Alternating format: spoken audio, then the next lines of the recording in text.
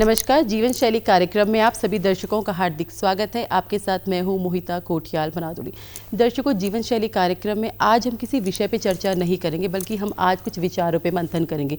वो विचार ये है कि क्या एक बच्ची को जन्म लेने का अधिकार यहाँ पर है, शिक्षा का किस तरह अधिकार यहाँ पर उसे दिया जाता है जब बात समानता की आती है, जब बात उसकी हायर एजुकेशन की आती है, उसकी उच्च शिक्षा की आती है, तब क्या उसे वही अधिकार यहाँ पर दिया जाता है जो एक बच्चे को दिया जाता है। और सबसे महत्वपूर्ण बात, जब अपने करियर के लिए यहाँ पर सोचती है कि उसे अपना करियर चुनना है, तो क्या वही आज़ादी से यहाँ पर मिलती है जो एक पुरुष को यहाँ पर दी जाती है। कई कठिनाइयाँ उसके सामने आती है, बावजूद वो लड़कर यहाँ पर सामना करती है और आगे बढ़ती है। तो इन्हीं विचारों का आज हम मंथन करेंगे और इन विचारों का मंथन करने के लिए हमारे साथ हमारी बेहद खास मेहमान यहाँ पर मौजूद है। इनका परिचय पहले मैं करा देती हूँ। हमारे साथ यहाँ पर रेखा गैरोला जी मौजूद हैं जो स्किल ट्रेनर है। मैम, बहुत बहुत स्वागत है आपका।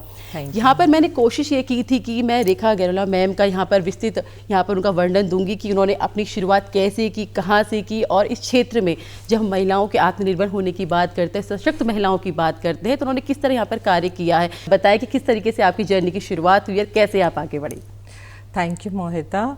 और जैसे आपने कहा कि महिलाओं के लिए बहुत सारे क्वेश्चन मार्क्स लगते हैं कि क्यों जी, तो मैं उत्तराखंड से ही हूँ और मेरे पिताजी आर्मी में थे, तो उस वजह से मैं थोड़ी सी प्रिविलेज थी कि मैंने हमारे देश के काफ़ी सारे जगहों पे विज़िट किया हुआ है। तो वो जो क्यों की जो शुरुआत थी, तो मैं पिछले 24 सालों से ज़्यादा कॉरपोरेट में मैंने काम किया है और कॉलेज के बाद जिसे बोलते हैं ना आउट ऑफ द फ्लूक वाली चीज़ थी। और मैं बात कर रही हूँ सन 2000 की जी। और उस टाइम पे सिक्योरिटी में, मैं बेसिकली सिक्योरिटी फील्ड से हूँ, रिस्क मैनेजमेंट, सिक्योरिटी रेजिलियंस, तो उसमें फीमेल्स, विमेन इन सिक्योरिटी बहुत कम थे। और वो कुछ ऐसे ही हुआ कि क्यों, आखिर ऐसी क्या बात है। तो ये जो एक फील्ड है ये प्रीडोमिनेंटली मेल डोमिनेटेड फील्ड है। महिलाएं बहुत कम जाती हैं। महिलाएं बहुत कम हैं। और यदि आप देखें कि मेल्स में भी आप किन की बात कर रहे हैं, जो कि एक्स सर्विसमैन हैं, फौज से रिटायर्ड हैं, या उसके बाद दूसरी कैटेगरी आ जाती है कि जो मेल हैं, तो वो मैंने उस फील्ड में कदम रखा। तो शुरुआत में बड़ी दिक्कतें हुई। जैसे मैंने कहा पिताजी फौज में थे, तो हमने कभी ये महसूस ही नहीं किया कि बेटा ये कर सकता है और बेटी ये नहीं कर सकती। तो ये कभी परिवार में ऐसा रहा नहीं। लेकिन जब मैं कॉरपोरेट में आई और जब वहाँ पे मुझे ऐसा महसूस हुआ कि नहीं, ये आप नहीं कर सकती क्योंकि, तो वो जो क्योंकि आया वो बड़ा इंटरेस्टिंग था मेरे लिए। आपकी लाइफ का टर्निंग पॉइंट वो क्योंकि ही था। मेरा वो टर्निंग पॉइंट था, बिल्कुल सही कहा। सो वो मेरे लिए एक टर्निंग पॉइंट था। और कुछ ऐसी परवरिश रही कि उस क्योंकि को चैलेंज करो आप, है ना। तो फिर मैंने उसको चैलेंज करना शुरू किया। शुरुआत में दिक्कतें हुई, मुझसे पूछा गया कि इसके अलावा कुछ और करना चाहोगी, तो वो थोड़ा सा और मुझे मोटिवेट करता गया कि अगर ये आप चाह रहे हैं कि मैं नहीं कर पाऊँ तो चलिए इसी में ट्राई करते हैं। तो वो होते होते होते होते मैं आज भी उसी में हूँ, तो आप समझ सकती हैं कि मतलब मेरे लिए सक्सेसफुल था।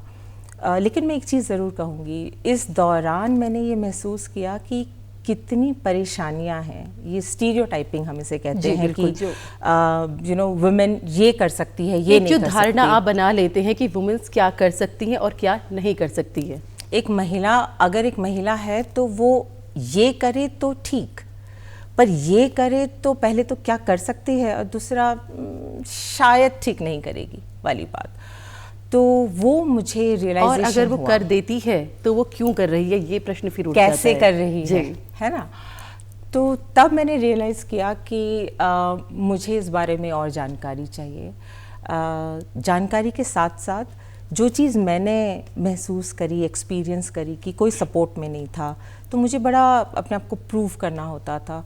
अब इस पे बात है कि आजकल हम कहते हैं कि why you have to prove yourself. आपको अपने आप को प्रूव करने की क्या ज़रूरत है। पर एक नारी से पूछिए उसको कितना अपने आप को प्रूव करना पड़ता है।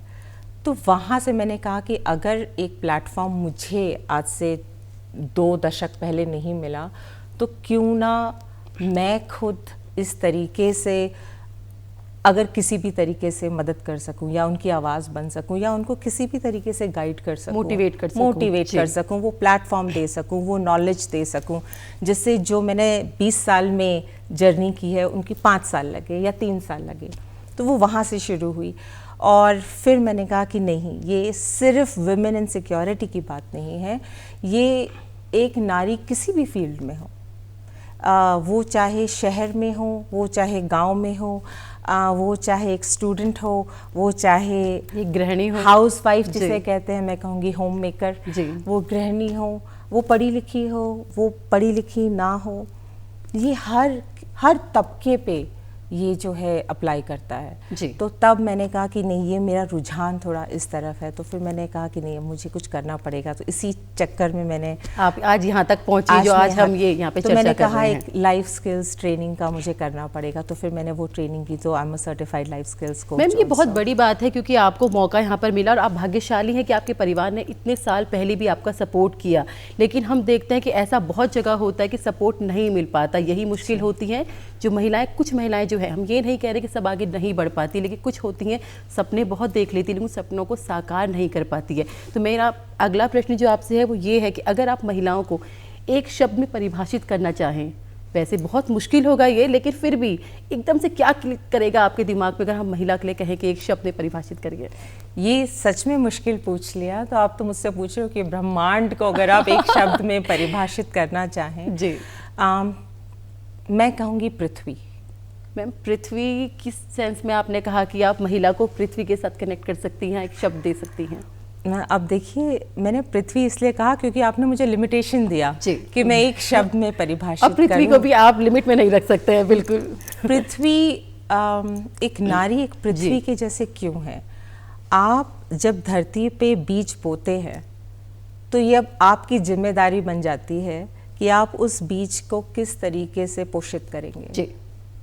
पृथ्वी आपको वैसा ही रिजल्ट देगी। आप जितना डालेंगे वो आपको दुगना देगी। आप जैसा भी पानी डालेंगे वो जब्स करेगी। सो ऑब्जर्वेंट है, वो धैर्यवान है और वो साथ में आपको दुगना देती है। तो मेरे हिसाब से एक नारी को अगर एक शब्द में परिभाषित करना है तो वो पृथ्वी है। उसका फ्लिप साइड ये है कि अगर आप हद से ज़्यादा दबाएंगे तो जब वो फटेगी तो फिर उसको संभाल पाना बहुत मुश्किल हो जाएगा। तो इसलिए उसका एक ये रूप भी है और उसका एक वो रूप भी है। मैम जैसे आपने यहाँ कहा कि पृथ्वी में जितना आप जो बीज बोएंगे वैसे ही आप पाएंगे, लेकिन क्या अगर हम वास्तविक रूप में देखें, जब हम महिलाओं की बात करते हैं, हम नारी की बात करते हैं, नारी से उम्मीद तो ये की जाती है कि वो सब परिवार है, कुटुंब है, समाज है, सबको समेट के रखे। लेकिन जब उसकी खुद की बात आती, क्या उसके बारे में सोचा जाता है कि उस नारी को भी सम्मान की आवश्यकता है, प्रेम की आवश्यकता है? क्योंकि जितना प्रेम उसे मिलेगा, पृथ्वी को जितना मिलेगा, फिर वो वापस उतना ही देगी। बिल्कुल। मैं आपके सवाल को थोड़ा सा अगर घुमाना चाहूँ और अगर आपके दर्शक इस चीज़ को समझने की कोशिश करें कि सम्मान सिर्फ नारी को नहीं चाहिए, सम्मान तो हर किसी को चाहिए। जी। और हम ये क्यों उम्मीद करते हैं कि कोई दूसरा हमें सम्मान देगा? हम खुद अपने आप को कितना सम्मान देते हैं? अब चाहे वो एक स्टूडेंट हो, चाहे वो एक छात्रा हो या एक गृहिणी हो या एक कामकाजी महिला हो, हमें कुछ इस तरीके से हमारी परवरिश हुई है कि पहले दूसरा, बहन है तो पहले भाई, वाइफ है तो पहले हस्बैंड, और ये इस तरीके से हमारे अंदर रच बस गया है कि हमें ये महसूस ही नहीं होता कि हम एक माँ, बहन, बेटी के अलावा और क्या है। कभी आपने ये सोचा है कि अगर आपको अपने आप को डिफ़ाइन करना हो, अपने बारे में कोई अपना परिचय देना हो, तो आप कैसे देंगे? मैंने सुना है काफ़ी सारे लोगों को, कुछ कहते हैं कि मैं फ़ला फ़ला की धर्मपत्नी हूँ, या मैं फ़ला फ़ला की बेटी हूँ, या उनकी बहन हूँ, या उनकी वाइफ हूँ। बट मैं खुद कौन हूँ? जिसका मतलब है कि जब तक आप खुद खुश नहीं हैं, वो चाहे आपका घर हो, आपकी सोसाइटी हो, आपका समाज हो, आप वहाँ वो चीज़ नहीं दे पाएंगी। जी बिल्कुल, है ना। कितनी बार ऐसा होता है कि एक महिला, एक नारी बहुत कुछ सह रही होती है पर वो निकाल नहीं पाती कि कहीं माँ को बुरा ना लग जाए, या घर में किसी और को बुरा ना लग जाए, या पति को बुरा ना लग जाए, ऑफिस में बॉस को बुरा ना लग जाए, कलीग को बुरा। मतलब चेहरे में हमेशा स्माइल होनी चाहिए क्योंकि उम्मीद ये की जाती है। हाँ, बात वहीं पे है मोहिता कि उम्मीद कर कौन रहा है। जी। अगर वो उम्मीद समाज कर रहा है तो हम बात कर सकते हैं, कहीं ऐसा तो नहीं कि उनकी उम्मीद हमने खुद अपने साथ बांध ली है। मैम यहाँ पे आपको रुकना चाहूंगी, जब हम समाज की बात यहाँ पर करते हैं, आखिर वो समाज कौन सा है? जिस समाज से कहा जाता है कि अदब से रहो, या वो समाज देख रहा है, वो समाज कौन सा है मैम? हम हैं, वो समाज हमसे है। वो समाज एक उस घर से है जिस घर में एक हस्बैंड वाइफ हैं, उनके बच्चे हैं। हमेशा कहा जाता है कि बच्चों का जो पहला स्कूल है वो उनका घर है, उनके माता पिता हैं। तो जब वो बच्चे अपने माता पिता को आपस में बात करते देखते हैं, जब वो देख रहे हैं कि माँ गरम फुलके जो है, गरम रोटी पहले पूरे घर को दे रही है और सबसे जो एंड में बच गई वो खुद खाएगी और बहुत खुशी खुशी खा रही है। मैं उस घर की बात कर रही हूँ जो बहुत खुश परिवार है। मैं किसी को ज़बरदस्ती वाली बात यहाँ तो है ही नहीं, है ना। मैं बात कर रही हूँ कि माँ बहुत खुशी से सबके लिए खाना बना रही है और एंड में जो ठंडी रोटी बच गई वो खुद खा रही है। तो बच्चा वो देख रहा है, उसकी कंडीशनिंग वैसे हो रही है, उसका जो पालन पोषण है वो महसूस कर रहा है, वो ऑब्जर्व कर रहा है उन चीज़ों को। तो जो उसने चीज़ वहाँ से सीखी है, आगे जाके आपको क्या लगता है वो कुछ और करेगा? बिल्कुल होता आया है, होता रहेगा। उस बेटी को जो वो अपनी माँ को करते हुए देख रही है, उसके लिए एक बहुत नॉर्मल बात है। उसके लिए बहुत नॉर्मल बात है कि अगर खाना रखना है तो माँ भाग भाग के सबके लिए खाना रख रही है, बच्चे आके खुद अपना खाना भी नहीं ले रहे। तो वो जो बड़ी हो रही है उसके लिए it's a very normal thing, बहुत ही आम बात है और ऐसा होता है। अब इसमें क्या आप समाज को दोष दोगे? ये हमारे घर से है, ये हमारे घर से है ना। तो मतलब वही बात है कि हम महिलाओं को, नारी को ही अपनी सोच को बदलने की आवश्यकता है। बिल्कुल बिल्कुल, क्योंकि ऐसे पति भाई बेटे हैं जो आपको आपकी जितनी भी ऊंची उड़ान है उसमें उड़ने के लिए आपको मदद करने के लिए तैयार हैं। और मुझे लगता है ये रहेंगे भी, रहेंगे बिल्कुल, ये बिल्कुल रहेंगे। अब आप ये पूछ सकती हैं तो मैडम ऐसे भी तो लोग हैं कि जो बहुत सपोर्ट करते हैं, जो नहीं करते। बिल्कुल, आप पॉजिटिव के साथ साथ नेगेटिव को इग्नोर नहीं कर सकते, पर जो करने को तैयार हैं, बैठे हैं कि आप कुछ कीजिए, हम आपकी मदद करें, उनकी शायद इसलिए कह रही हूँ क्योंकि हर परिवार का आपकी कंडीशनिंग जो है उनकी शायद इतनी सी भूल चूक होगी, क्योंकि उन्होंने पीछे जो देखा है तो उन्हें पता ही नहीं। अब पानी मीठा भी होता है, ये उसी को पता होगा ना जिसने मीठा पानी पिया है। बिल्कुल। तो आपको एक मीठा पानी का ग्लास उसके सामने लाना पड़ेगा ना, बिल्कुल, बताने के लिए। वो तो तैयार है पीने के लिए, बैठने के लिए, अपनी प्यास बुझाने के लिए।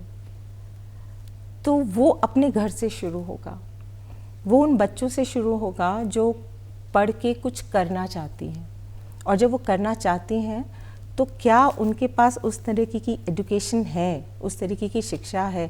बहुत कुछ हमारा फिल्मों से हम लोग इंस्पायर होते हैं, और जो हमारे छोटे शहर होते हैं हमें लगता है जो फिल्मों में दिख रहा है बस वैसा ही है, काफ़ी कुछ, पर काफ़ी कुछ नहीं भी। तो आपकी जो शिक्षा है जो घर से हो रही है वो, और जो आपके स्कूल में या कॉलेजेस में हो रही है, क्या वो उस तरीके की चीज़ें पढ़ाई जा रही हैं? क्या गांव में या छोटे शहरों में उनको ये बताया जा रहा है कि पढ़ाई अगर आप करने शहर जाओ, ऊंची शिक्षा लेने अगर आप शहर जाओ तो वहाँ भी आप सेफ हो, है ना। आधा डर तो ये होता है कि अगर बच्ची बाहर चली गई शहर में तो पता नहीं क्या हो जाएगा। मैम वही बात है, जैसे अगर हम पेरेंट्स की बात करते हैं, कहते हैं एक बेटी का पिता या माता होना बहुत मुश्किल होता है क्योंकि बेटी को संभालना होता है। ये अक्सर हम लोग की धारणा बनी हुई, पेरेंट्स को ये कहा जाता है। जब बात होती है हायर एजुकेशन की कि उसको बाहर भेजना है, तो हम फिर वहीं आ जाते हैं, क्या हमारी बच्ची वहाँ पे सेफ़ है, क्या हमें उस बच्ची को भेजना चाहिए। तो चुनौतियाँ तो यहीं से शुरू हो जाती है। जब एक बच्ची 12th करके अपनी हायर एजुकेशन के लिए अपने करियर को सोच के आगे बढ़ना चाहती है, तो चुनौतियाँ तो उस छात्रा के साथ यहीं से शुरू हो गई। बिल्कुल, तो ले दे के बात वहीं सोच पे आ गई, क्यों हम ऐसा सोच रहे हैं। और मैं उन माता पिताओं को कहना चाहूँगी जिनको ये डर है कि अगर 12वीं के बाद उनकी बच्चियों को बाहर हायर एजुकेशन के लिए जाना है तो वो शायद वहाँ सेफ़ नहीं है।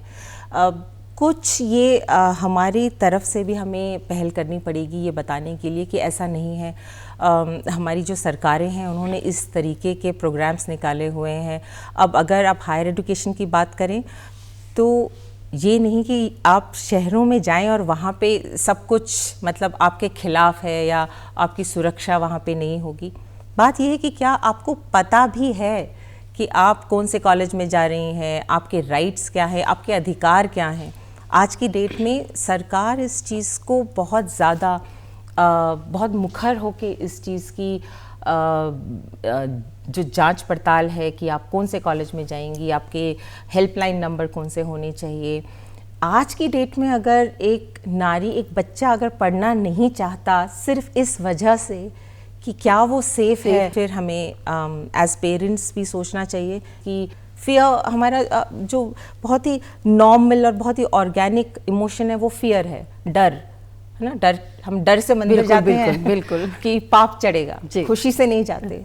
तो वो जो डर होता है कि कहीं कुछ ना हो जाए तो उस चक्कर में हम उस बच्ची का करियर ही खत्म कर दें। बिल्कुल मैम, देखिए यहाँ से एक चरण अगर हम बात करते हैं, जब हम आत्मनिर्भर नारी और सशक्त नारी की यहाँ पर बात करते हैं तो हम यह शुरुआत यहीं से करते हैं कि छात्र जीवन से ही शुरुआत होती है। छात्र जीवन से इस पर दो रास्ते होते हैं, या तो गृहिणी बनेगी या फिर वो एक वर्किंग वूमन बनेगी। यहीं से उसके करियर की शुरुआत होगी, यहीं से वो परिवार पे जाएगी।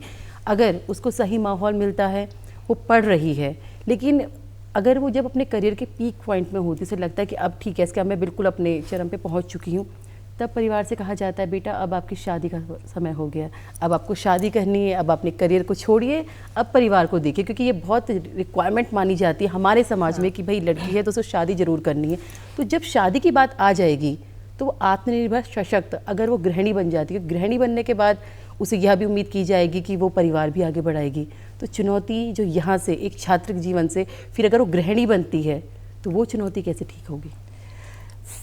ये एक ऐसा सवाल है जो मुझे कभी कभी ये सोचने के लिए मजबूर करता है कि हमने उच्च शिक्षा और महिलाओं के करियर को किस तरीके से इतना मुश्किल कर दिया है सोचने के लिए कि वो कहती है कि अगर मेरे को हायर एजुकेशन करनी है तो मुझे करियर ही करना है। हायर एजुकेशन का मतलब ये नहीं है कि आपने जाके सिर्फ काम करना है। एजुकेशन मेरे ख्याल से एक बेसिक नीड है, वो एक महिला, एक नारी का प्रोगेटिव है, वो उसकी खुद की छूट है कि क्या वो गृहिणी बनना चाहती है या वो वर्किंग वुमन के कैटेगरी में आना चाहती है। जो दूसरी हमारी, लेकिन क्या उसे वो छूट दी जाती है? मैं उसी पॉइंट पे आ रही हूँ। वो इसलिए भी शायद नहीं क्योंकि फिर से समाज शायद ऐसा सोचता है कि जो एक वर्किंग वुमेन है वो अपना घर नहीं देखेगी। जैसे आपके सवाल में थोड़ा सा उसका हिंट था, थोड़ा सा घर छूटेगा।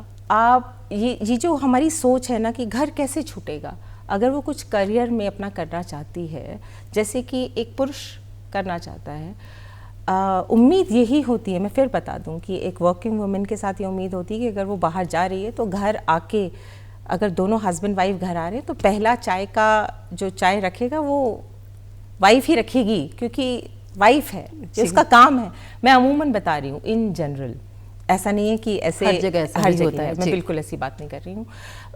मुद्दा मेरे ख्याल से सबसे ज़्यादा ज़रूरी ये है कि जो हमारी सोच है कि अगर बेटी ने ज़्यादा पढ़ लिया तो या तो वो पढ़ गई है तो हाथ से निकल गई, अब तो वो जॉब करेगी और उसके लायक मुझे लड़का नहीं मिलेगा। एक ये बहुत सोच होती है कि अगर उसने ज़्यादा पढ़ लिया तो उस लेवल का लड़का शायद माँ बाप उसके लिए ना ला पाएँ, या अगर उसने ज़्यादा पढ़ लिया तो वो हमारे वैल्यूज़ को ऑनर नहीं करेगी, जो हमारी परंपराएं हैं या जो हमारा कल्चर है, जो हमारी सभ्यता है। मेरे ख्याल से ये है वो एक एरिया, ये है वो हमारी दिल की सोच जिसको हमें ठीक करना है। बेटियों का पढ़ना इतना ज़्यादा ज़रूरी है कि अगर हम एक बेटी को पढ़ाते हैं तो हम पूरे समाज, पूरी सभ्यता को बढ़ा रहे हैं, क्योंकि फिर वो अपने बच्चे को, अगर ज़रूरी नहीं है, ये मैंने क्या कहा, पृथ्वी है, अगर वो आगे अपने बच्चे को या अपनी फैमिली में जाना चाहती है, शादी करना चाहती है, मेरे ख्याल से ये भी उसी के ऊपर छोड़ देना चाहिए कि वो शादी करना चाहती भी है कि नहीं करना चाहती है ना। पढ़ाई का करियर से कोई लेना देना नहीं है। पढ़ाई एक बहुत ही ज़रूरी चीज़ है। जैसे कि अगर हम बात करें किसी गृहिणी की, ये हमारी सोच में किसी तरीके से है कि अगर वो गृहिणी है तो शायद उतनी पढ़ी लिखी नहीं है ना। दूसरी बात, मैं आपको, कितना बड़ा कॉन्ट्रास्ट है, आप देखिए, मैंने काफ़ी ऐसी वर्किंग वुमेन के साथ काम किया है, बातें की हैं जो कमाती हैं और अच्छा कमाती हैं, लेकिन जब बात फाइनेंशियल सिक्योरिटी की आती है या यूँ कहें कि अपने पैसे को अपनी मर्ज़ी से खर्च करने की बात आती है, तो वहाँ वो झिझक है। बिल्कुल। कितनी ऐसी महिलाएं हैं जो बाहर काम कर रही हैं, लेकिन जब बात आती है कोई पॉलिसी लेने की या कोई प्रॉपर्टी लेने की, तो वो खुद अपनी मर्ज़ी से ये डिसाइड कर सकती हैं।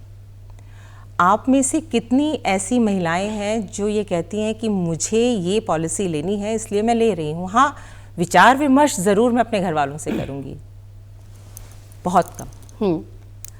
तो वो चाहे गृहिणी हो, चाहे वो बाहर काम करने वाली हो, हमें ज़रूरी ये है कि उसकी पहले तो शिक्षा, क्योंकि शिक्षा अगर उसको होगी तो उसको पता है। आजकल देखिए कितनी सारी चीज़ें ऐसी हो रही हैं, डिजिटल अरेस्ट चल रहा है, फाइनेंशियल फ्रॉड चल रहे हैं। अगर वो खुद पढ़ी लिखी है तो वो उसे सही गलत का अंदाजा है, वो अपने बच्चों को बता सकती है, वो अपने घर परिवार को बता सकती है। अब बात करते हैं अगर वो करियर ओरिएंटेड है तो, जहाँ पे कि माता पिता कहते हैं नहीं जी, वहाँ के लिए फिर से वही बात है कि अगर वो चाहती है करना, तो हमें फिर से अपने उस समाज, अपने परिवार से पूछना पड़ेगा कि आपका वो कौन सा डर है जो आपको उसकी उड़ान पूरी नहीं करने दे रहा। उसका एक अपना आसमान है, आप उसको उड़ने दीजिए। आपका डर क्या है? क्या वो सेफ नहीं होगी, या शादी नहीं होगी, या हमारे जो वैल्यूज़ हैं उसको इम्पैक्ट करेगी, हाथ से निकल जाएगी, और भी जाने क्या क्या। आप हैं यहाँ पे मोहिता, पढ़ी लिखी हैं, अपने घर में आई एम श्योर आप अपने पति को, अपने बच्चों को अच्छे से हैंडल कर रही हैं, है ना। और भी हैं। मेरे ख्याल से ज़रूरी है कि उन पुरुषों को, उन पेरेंट्स को, उन भाइयों को, उन पतियों को थोड़ा सा प्रमोट करने की कि आपका जो घर है, आपकी जो घर की नारी और महिलाएं हैं, आप उन्हें थोड़ा सा पुश करेंगी तो आपका पूरा परिवार आगे प्रोग्रेस करेगा। बिल्कुल मैम, आपने बहुत सही बात बोली कि हमें यहाँ पर जो पुरुष है उस समाज को ये समझाना है कि महिला, जब हम ये बात करते हैं कि महिला आपसे कदम से कदम मिला के चल सकती है, तो कदम से कदम मिला कर अगर वो बाहर जाती है तो चीज़ों को संभाल और अच्छी तरीके से संभाल भी सकती है। लेकिन मैम फिर प्रश्न यही आ जाता है कि जब हम शिक्षा की, हमने यहाँ पे बात करी है, जब हम व्यवसाय की बात करते हैं कि कोई महिला है अपना कोई कार्य शुरू करना चाहती है, अब हम बिजनेस की बात अगर यहाँ पे करते हैं, क्या एक महिला अपने आप ही फैसला ले सकती है कि मैं कोई बिजनेस करना चाहती हूँ? क्या उसको ये अधिकार दिया जाता है, और क्या आपको लगता है कि वो खुद से ही सोच सकती है? क्योंकि समाज ये कह देता है कि आप निर्णय लेने के अधिकारी नहीं हैं। ऐसे में अगर वो कोई बिजनेस करना चाहती है, क्या आपको लगता है कुछ ऐसी महिलाएं आपके संपर्क में है जो कहती कि नहीं, हमने खुद से निर्णय लिया, हमारा सपोर्ट किया गया और आज देखिए हम यहाँ पे खड़ी हैं? बिल्कुल बिल्कुल ऐसी हैं, और ऐसी बहुत सी हैं जो शायद नहीं हैं। और मेरे ख्याल से हम जो आज बात कर रहे हैं उन महिलाओं के लिए कर रहे हैं कि यदि आपको लगता है कि आप ऐसा नहीं कर पाएंगी या आपके परिवार से कोई रोक टोक है, तो हमें उस कारण को पहले खुद से ढूंढना पड़ेगा कि आखिर ऐसा क्यों हमारी सोच में आ गया कि हम जो करना चाहें वो नहीं कर सकती। अब बात इसकी नहीं है कि मैं बोलूं कि अगर एक पुरुष कुछ कर सकता है तो मुझे कुछ करके ही दिखाना है, बात ऐसी बिल्कुल नहीं है। बात यह है कि अगर मैं चाहती हूँ कुछ करना, तो मैं क्यों कुछ कर नहीं पा रही। वहाँ पे एजुकेशन, ट्रेनिंग, अवेयरनेस की बहुत ज़्यादा ज़रूरत है। और हमारी सरकारें, मेरे ख्याल से चाहे वो राज्य सरकार हो, चाहे वो हमारी केंद्र में सरकार हो, अगर आप देखें, चाहे वो बेटियों से शुरू हो, बेटी बचाओ बेटी पढ़ाओ हो, नारी सशक्तिकरण के लिए कुछ करना हो, या महिलाओं के लिए, हमारे तो प्रधानमंत्री जी ने ही शुरू किया था कि महिलाओं के लिए बैंक अकाउंट उन्हीं के नाम से होगा। जी बिल्कुल। तो जब हमें ऐसी सरकारें भी सपोर्ट कर रही हैं, तो सिर्फ हम सरकार या समाज के ऊपर छोड़ के नहीं बैठ सकते। तब हमें और डीपली और अंदर अपने परिवारों तक जाना पड़ेगा। मुझे लगता है उन महिलाओं को जो किसी शर्म की वजह से या किसी डर की वजह से या परंपरा की वजह से, और ये परंपराएं बनाई किसने हैं जी। अब मैं ये नहीं कह रही कि ठीक है हम कह रहे हैं कि महिला या नारी पढ़ेगी और फिर उसके बाद जाके किसी का मान सम्मान नहीं जो होगा। परंपराएं किसी को बांध दे मैम, वो परंपराएं तो नहीं हो सकती, कतई नहीं हो सकती।